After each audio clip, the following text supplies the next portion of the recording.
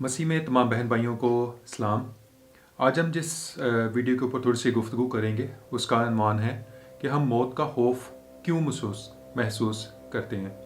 अच्छा, मैंने बहुत सारी चीज़ों को जो है वो लिख लिया था ताकि कोई ऐसी चीज़ जो है वो मिस ना हो जाए, रह ना जाए। तो इसलिए जो मैंने पॉइंट्स लिखे हैं उसके ऊपर से ही थोड़ी सी उसको देखकर थोड़ी सी गुफ्तगू करूँगा और उम्मीद करता हूँ कि आप तमाम देखने वालों के लिए जो है वो बरकत का सबब बनेंगे। अच्छा, ये मेरे एक दोस्त ने जो है वो क्वेश्चन किया था कि हम मौत का खौफ जो है वो क्यों महसूस करते हैं। तो इस वीडियो को मैंने दो हिस्सों के अंदर जो है वो तकसीम किया है। पहला हिस्सा उन लोगों के लिए जो ईमान नहीं रखते या जिनको खुदा की कुदरत का तजर्बा नहीं होता और बस सुनकर ही अपने ख्यालात या रवैयों को माशरे के मुताबिक ढाल लेते हैं। मौत का वजूद क्यों हुआ और इसका एहसास क्यों महसूस करना शुरू हो गए, ये भी एक क्वेश्चन है। मौत एक खूबसूरत अमल है इस जहान में, लेकिन कुछ के लिए ये तकलीफदा अमल हो सकता है। खौफ को महसूस करने की वजह से कुदरत पुरानी चीज़ों को ख़त्म करती जाती है और नई चीज़ों को पैदा कर देती है। ये जो है वो खुदा का जो एक सिस्टम है कि नई चीज़ें आती जाती हैं और पुरानी चीज़ें जो है वो ख़त्म होती जाती हैं। ये अमल सिर्फ ज़मीन पर ही नहीं बल्कि पूरे जहान में ये अमल जारी है। नए सियारे बन रहे हैं, यूनिवर्स बड़ी हो रही है और उसके साथ साथ पुराने सियारे ख़त्म हो रहे हैं। जी हाँ, हो सकता है कि कुछ लोगों के लिए ये जो एक नई चीज़ हो कि हमारे जो सियारे हैं वो भी ख़त्म हो रहे हैं और उनकी जगह नए सियारे बन रहे हैं और हमारी यूनिवर्स जो है वो एक्सपैंड हो रही है। खुदा का इस जहान को, पूरे जहान को जो बनाने का एक निज़ाम है वो ऐसा ही है। खुदा का कानून ऐसा ही काम करता है कि नई चीज़ें आ रही हैं, पैदा हो रही हैं और पुरानी चीज़ें जो हैं वो ख़त्म होती जा रही हैं। मसीह ईमान के मुताबिक इब्तिदा में मौत का वजूद नहीं था। ज़मीन पर बनने वाली हर एक चीज़ ने हमेशा के लिए ज़िंदा रहना था और तब ना किसी दर्द का एहसास था। इसको हम मज़ीद दूसरे हिस्से में डिस्कस करेंगे। कुदरत ने हमारे अंदर ख्वासे हमसा का निज़ाम रखा हुआ है। ख्वासे हमसा यानी 5 ऐसी खसूसियात जिनसे हम इंसान मुख्तलिफ चीज़ों के बारे में सीखते हैं, यानी देखना, सुनना, महसूस करना, चखना और सूंघना। एहसास या महसूस करने की सलाहियत की वजह से इंसानी जिस्म ऐसे हार्मोन्स पैदा करता है जिसकी वजह से उसका दिमाग उसे बताता है कि दर्द हो रही है और दर्द की वजह से एक दूसरा निज़ाम हरकत में आ जाता है जिससे खौफ पैदा होता है। और अगर खौफ ना हो या दर्द ना हो तो हर कोई आसानी से मर जाए या किसी को मार दे।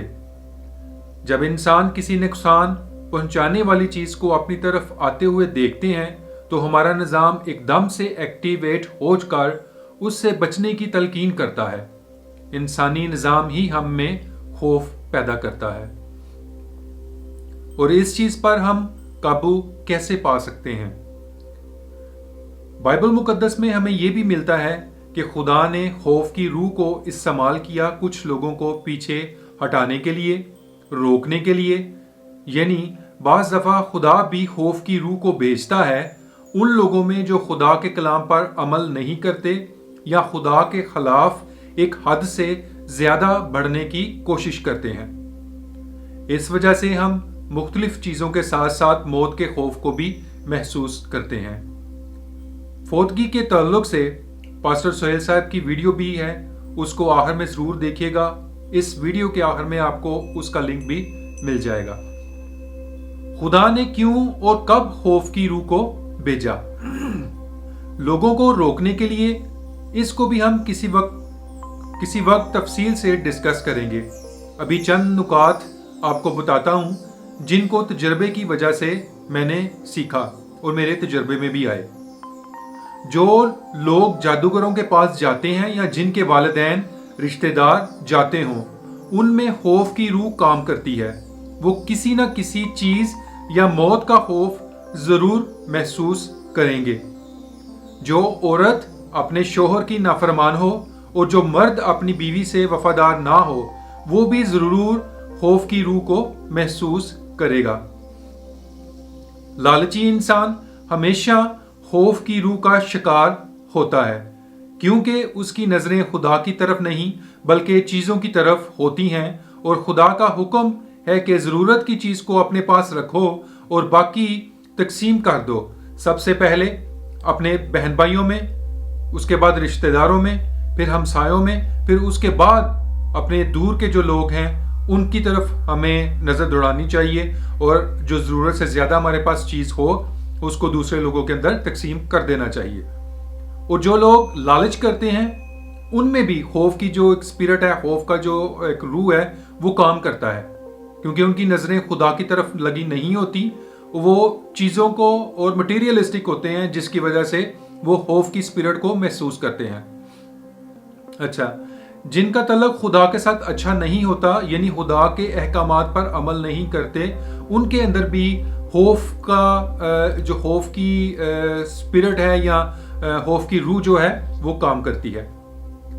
دوسرا حصہ شروع کرنے سے پہلے آپ اس چینل کو سبسکرائب اور سوشل میڈیا پر شیئر کر دیں، تاکہ خدا کے کلام کو وسعت دینے میں آپ لوگوں کا بھی حصہ ہو، تاکہ خدا آپ کو اور آپ کے گھرانے کو بھی برکت دے۔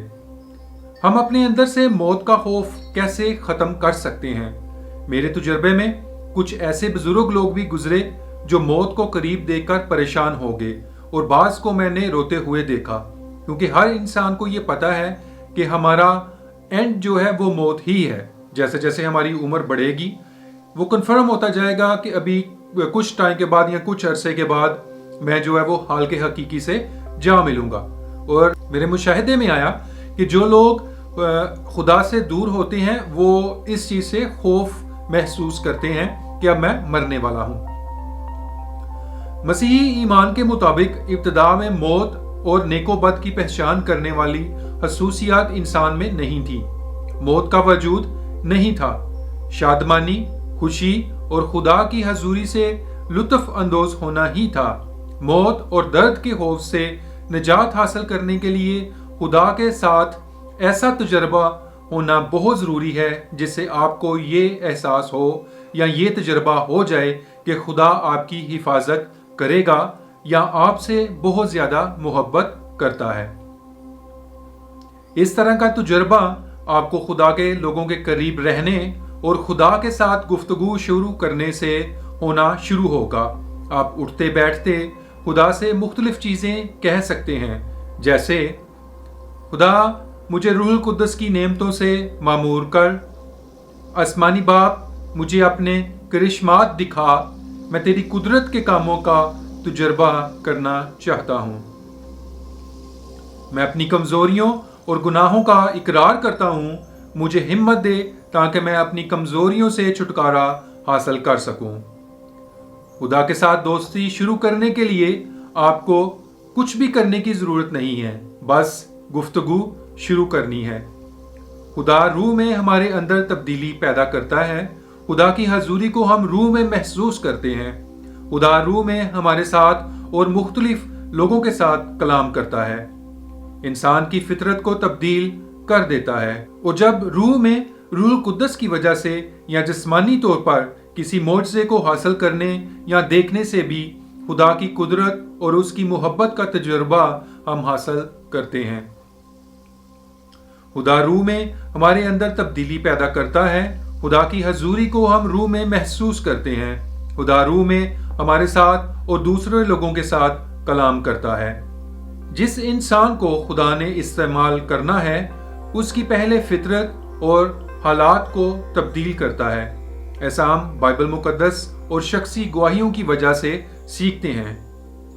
اور جب روح میں روح القدس کی تحریک کی وجہ سے یا جسمانی طور پر کسی معجزے کو حاصل کرنے یا دیکھنے سے بھی خدا کی قدرت اور اس کی محبت کا تجربہ ہم حاصل کرتے ہیں۔ اگر ہم بائبل مقدس کا مطالعہ کریں تو پتہ چلتا ہے کہ خدا ہر کسی کے ساتھ کلام نہیں کرتا۔